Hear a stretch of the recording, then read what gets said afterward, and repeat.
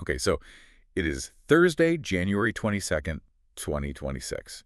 And if you've been doing what I've been doing, just refreshing your feed, watching the streams coming out of Davos, you know that the geopolitical landscape hasn't just, shifted. It feels like it just completely snapped in half. Snapped is the right word. I mean, we are looking at a scenario that it sounds like something out of a history book, right? Like 19th century imperialism just crashed into 21st century economic warfare. And we are talking about President Trump back on the world stage in Switzerland. And he is explicitly, openly linking the stability of global trade to the United States Yep. acquiring Greenland. It's not even just acquiring it anymore. He's now claiming a framework for a deal is already done. Right. And that right there is the mission for this deep dive. We're not really here to get into the absurdity of trying to buy an island in 2026. We need to look at the gun that is now pointed squarely at the European economy. Because if this Greenland deal doesn't happen the way he says it will, the EU is staring down the barrel of 30% tariffs across the board. And, the EU is holding a gun of its own. It's this legislative weapon that Brussels has been quietly polishing for years. And now they might actually have to pull the trigger. The trade bazooka. That's the nickname, yeah. Officially, it's the Anti-Coercion Instrument, or ACI. We have a huge stack of sources in front of us today. We're pulling from Economic Modeling by Richard Baldwin. We've got legal breakdowns of the ACI itself, some on-the-ground reporting from Davos, and some really, really heated sentiment analysis from European citizens online. Yeah, the forums are on fire. And we need to answer one fundamental question. Is Europe about to blink? Or are we heading for a full-blown trade war that could actually break the Western alliance? It's the fork in the road. It's either appeasement or escalation. And neither path looks good. Okay, so let's start with the immediate catalyst. Walk us through what's happened in the last, say, 24 hours in Davos, because the sequencing of all this is just incredibly important. It was pure theater. I mean, it was classic Trump. You had him on stage with the NATO Secretary General, Mark Rutte, and his message was crystal clear. Right. The U.S. needs Greenland. But he's not framing it as a real estate deal anymore. That was the old line. Now he's framing it as a strategic necessity, a defense against China and Russia in the Arctic. So he's saying owning Greenland is basically a prerequisite for American national security. Exactly. He's making it a security issue, not an economic one. And that's the justification. But the mechanism, the real move, was the post that followed. The truth, not the tweet. Right, the post on Truth Social. He wrote, and I'm quoting here, "We have formed the framework of a future deal with respect to Greenland.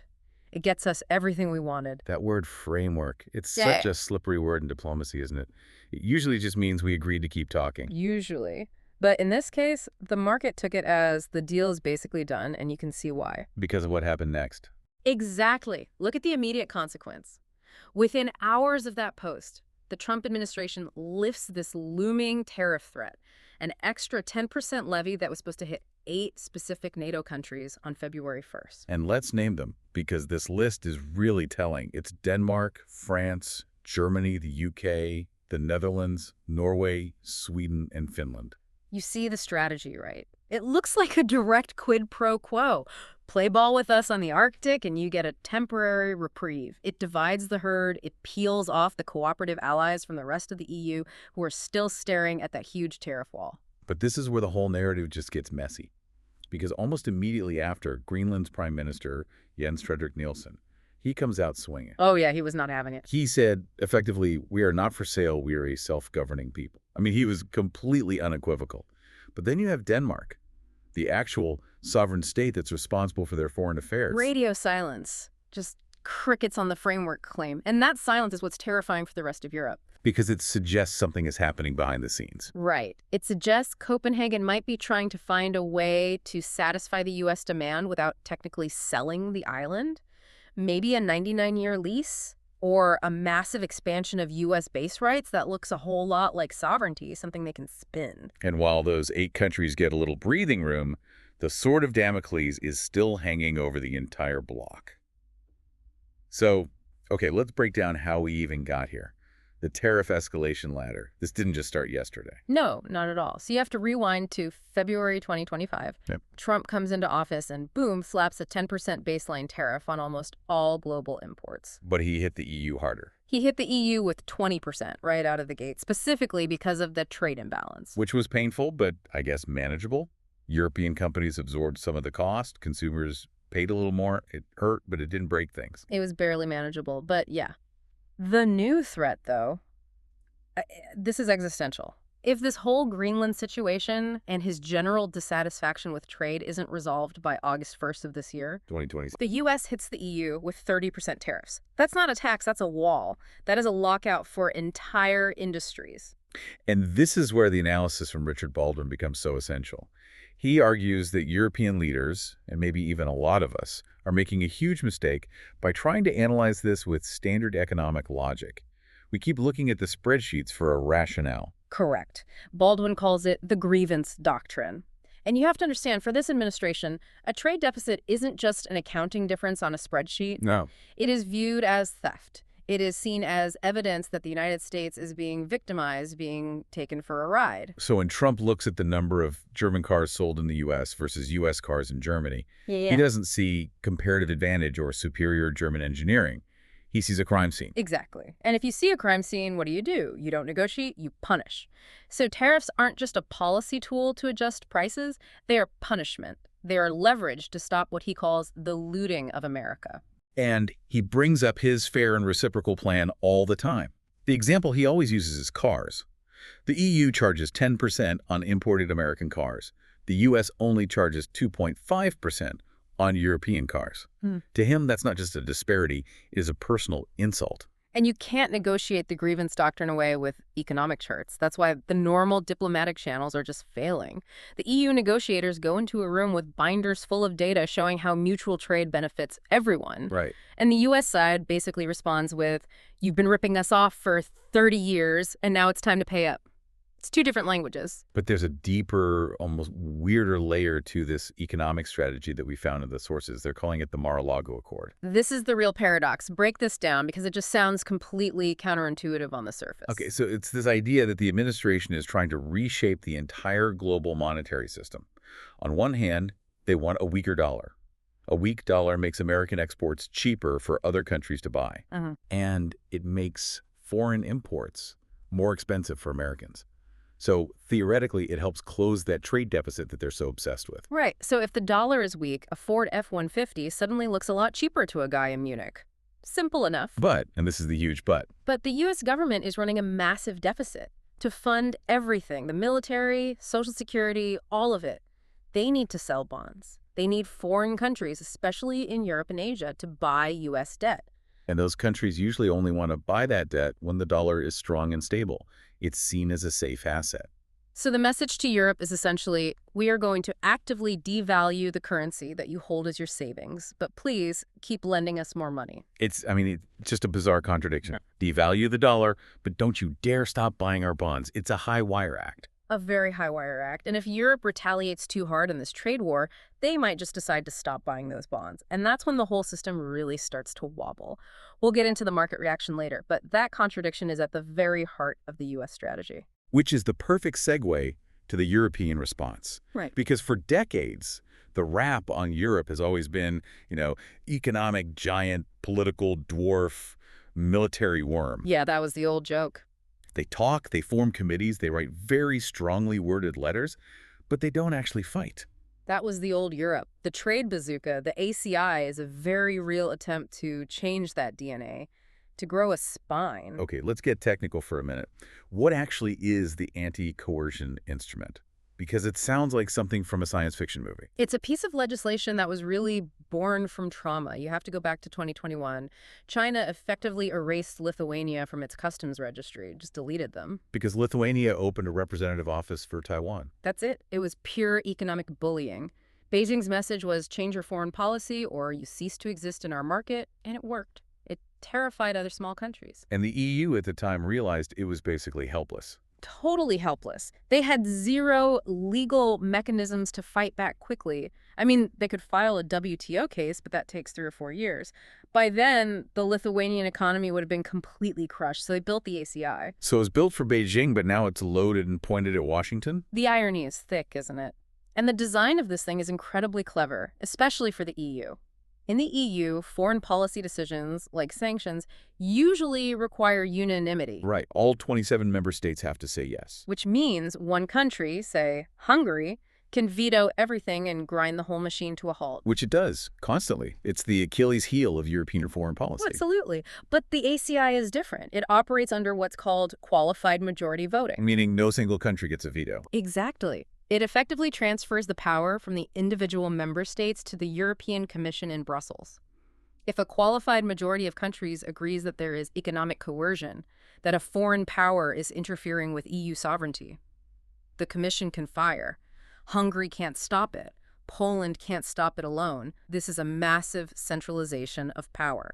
Okay, so the trigger is way easier to pull. So what's in the magazine? Yeah. Because when people hear trade war, they usually think, okay, Europe puts a 25% tax on bourbon and Harley-Davidsons. Right. You know, the classic move, because it targets key political districts in the U.S. That's what Baldwin calls the air pistol. It's the old playbook. Yeah. The current EU retaliation list targets about $20 billion in U.S. goods. It's annoying, it makes some headlines, but it doesn't really change history. No. The ACI is the Glock or, the Bazooka. It completely changes the nature of the fight. So give us the damage report. If they fire this thing, what can they actually hit? It's incredibly comprehensive. First, public procurement. The EU can simply ban U.S. companies from bidding on any government contracts. Wow. We're talking about billions, maybe trillions in infrastructure projects, tech services, defense contracts across the entire continent. If you're a U.S. construction firm or a cloud provider like Amazon Web Services hoping to service the German government, you're out, gone. That is huge for U.S. multinationals. I mean, that's just guaranteed revenue that evaporates overnight. Then there's number two. Intellectual property. The EU can restrict IP protection for American firms. Just imagine if a U.S. pharmaceutical giant like Pfizer suddenly finds its drug patents are, let's say, flexible in Europe, or a tech company loses its copyright enforcement. That's nuclear. I mean, that attacks the entire business model, not just the product. You're effectively sanctioning the theft of American IP. And they can go further. They can block access to EU financial markets. They can restrict the chemical markets.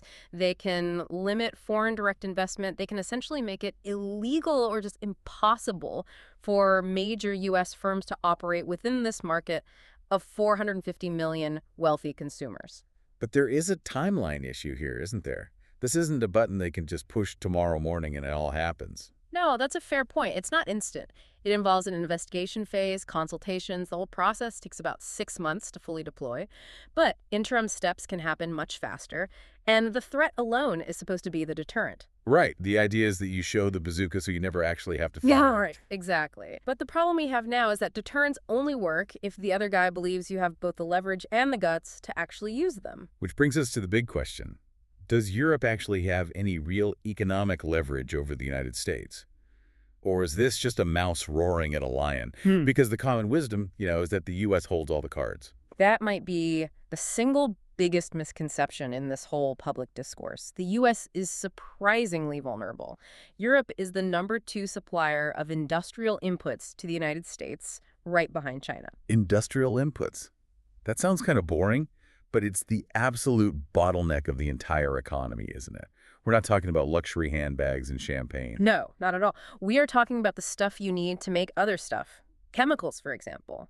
The EU supplies 34% of all U.S. chemical imports. And these aren't just basic chemicals. These are highly specialized formulations, advanced intermediates. You can't just spin up a new factory in Vietnam to replace German chemical engineering overnight. It takes years to build those plants, to get them certified. So if that supply gets cut off, U.S. manufacturing grinds to a halt. And it's the same with machinery. The precision equipment. Exactly. U.S. factories run on European precision equipment. The robots in car plants, the specialized tools for aerospace. Yeah. If you cut off that supply, the assembly lines literally stop. You can't build a Ford F-150 if the robot arm from a German company stops getting software updates or you can't get spare parts. And Baldwin brings up what he calls the China precedent from early 2025. I think this is so critical for understanding the risk right now. What happened there? It was a perfect preview of this exact dynamic. Trump hit China with these massive 34% tariffs. China, of course, hit back immediately with matching tariffs. But the real pain for the U.S. economy didn't actually come from the Chinese tariffs on U.S. soybeans. Where did it come from? It came from the fact that U.S. manufacturers couldn't import the parts they needed from China because of America's own tariffs. The cost of components went through the roof. So U.S. companies just started bleeding money. Oh, massively. Ford reportedly took a $1.5 billion hit to its earnings in a single quarter. Tesla, GM, all of them stalled. Factories were actually shutting down or slowing production in the Midwest because they were missing one or two critical components from China. Trump eventually had to climb down and grant a ton of exemptions because he was hurting the very manufacturing base he promised to save. So the European strategy, if they choose to fire the bazooka, is basically to replicate that pain, to engineer a repeat of that moment. That's the theory. You target the supply chain to force a U.S. recession, you make it too expensive for American industry to function, and you hope that the political pressure from corporate America forces the White House to blink. You make the CEO of Dow Chemical and the CEO of General Motors call the White House and say, stop this now. But that is a game of chicken where both cars could easily drive off the cliff. I mean, the Kiel Institute estimates a full-blown trade war could drop German GDP by almost a full percentage point, like 0.8%. Which is a deep recession. Yeah, Germany is already teetering on the edge of recession. That would push them right over. And you're talking about jobs, potentially 8,000 to 10,000 jobs lost for every billion euros in lost exports. The pain would be immense in Europe, too. And that's maybe the optimistic scenario. But Europe has this other massive problem that's kind of driving them toward that cliff anyway.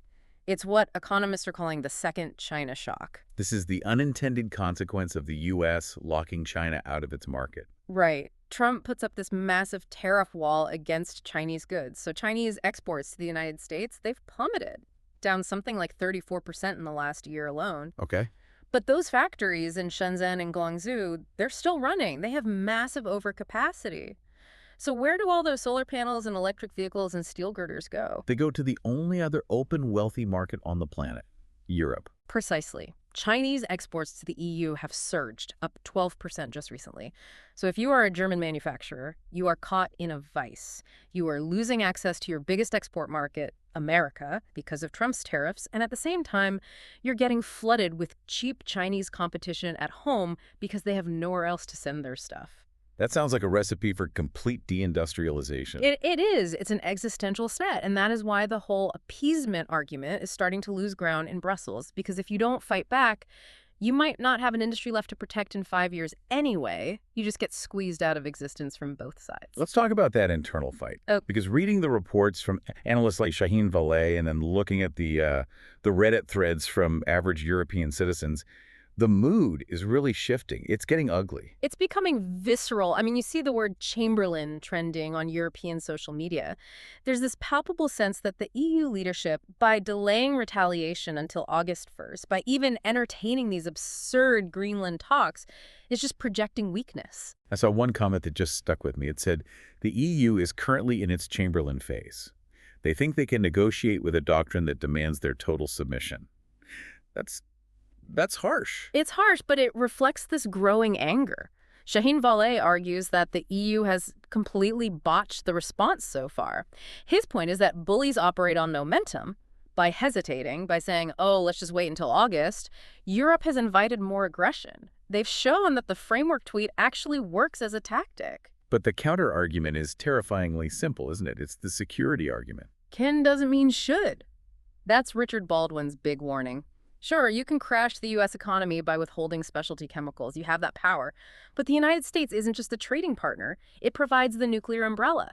It's the backbone of NATO. This is the nightmare scenario for Poland, for the Baltic states, for Italy, the countries that are physically on the front line with Russia. Exactly. If the EU fires the bazooka, if they actively and intentionally try to cause a recession in the United States, does Trump then decide that Article 5 is also transactional?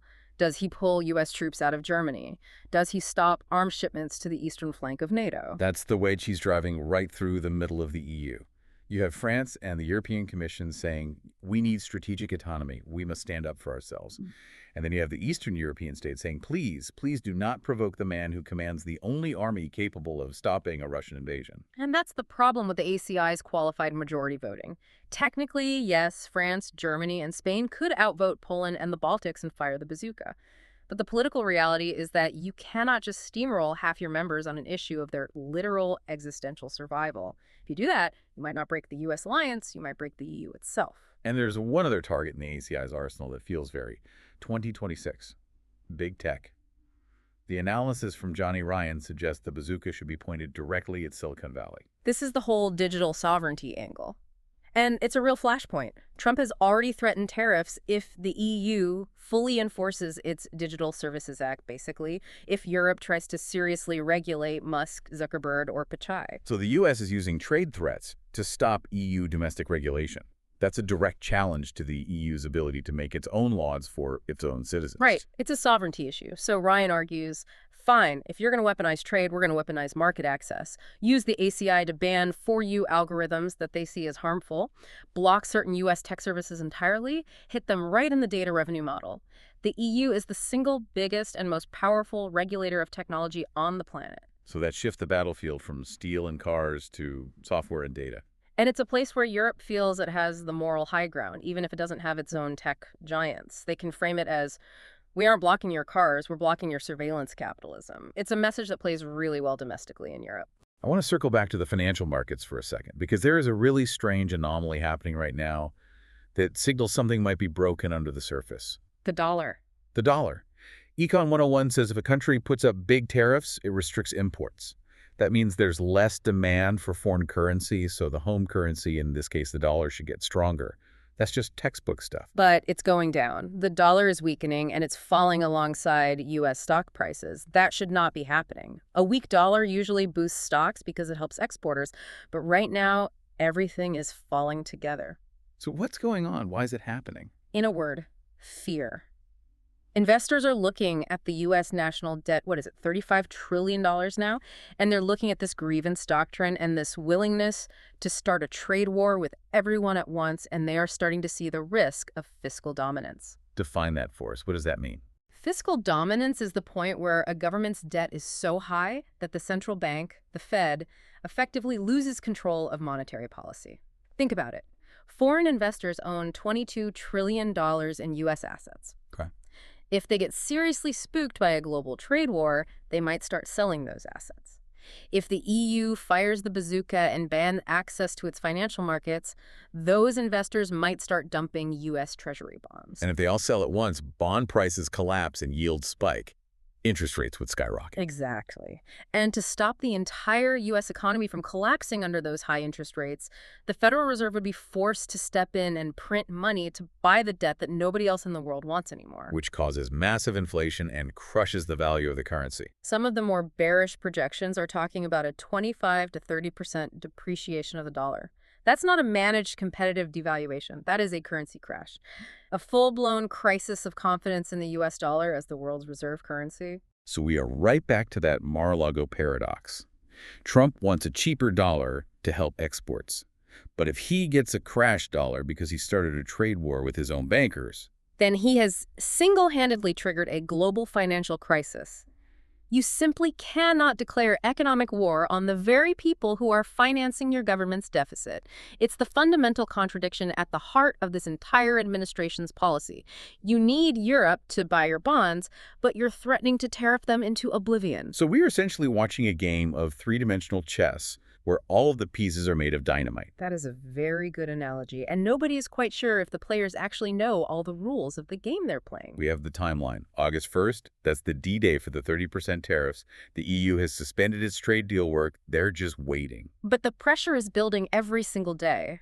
That second China shock is eroding their industrial base every day they wait. The political humiliation over the Greenland situation is eroding their political capital with their own citizens. Which brings us right to the final question. The dilemma that's sitting on the desk in Brussels. It really is a choice between sovereignty and security. And if you're an EU leader right now, looking at that big red bazooka button, do you press it? Do you risk the entire NATO alliance, the actual physical safety of your borders, to save your industries from collapse? Or do you sacrifice your economy? Do you accept the tariffs, accept becoming a kind of economic vassal state, just to keep the American tanks in Poland and the nuclear umbrella open? Because all the source material we've looked at suggests you probably can't have both anymore. The grievance doctrine doesn't seem to allow for a partner who is both rich and fully protected. You have to choose. And that is the brutal reality that Europe is waking up to this morning. They have to decide very quickly what kind of power they actually want to be. A poor but secure fortress, or rich but vulnerable victim. We're going to be tracking the fallout from Davos as the details of this framework, or the lack thereof, start to emerge. Thanks for listening to this deep dive. Stay curious.